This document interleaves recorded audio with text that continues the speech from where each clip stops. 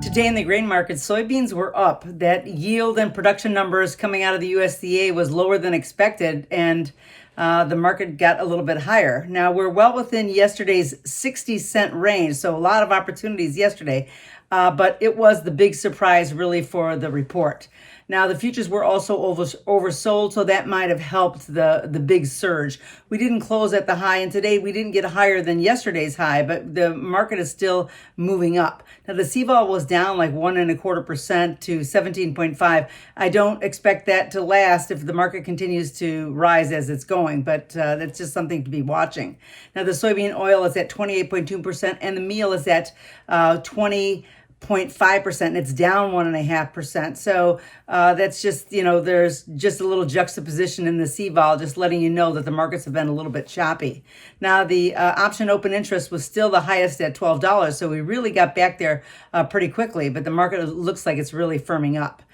Corn was higher, and with the ethanol use being up and maybe even more to come, we had a market, we had like a late session surge again. We were up almost over 14 cents.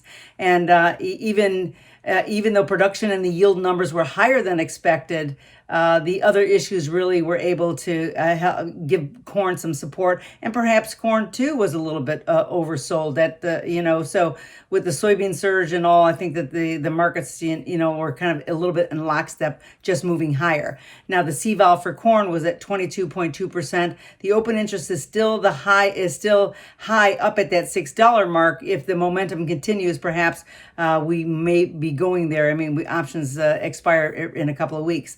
Now the wheat is surging. That was the biggest move really today, with world stocks falling. That with already tighter supplies, the futures did jump from Monday's low was at $7.62, and today we got over $8. So that's a pretty big run for just 3 days. The CVOL is down 1.75%. Of course, I don't expect that to stay that way at 24.7. But the big options open interest was at that 780 number. And with that big rally, we really blasted right through that, and we're right back to the $8 number. So let's see if we get any follow through tomorrow. I think certainly the fundamentals bear out a really strong wheat market going forward.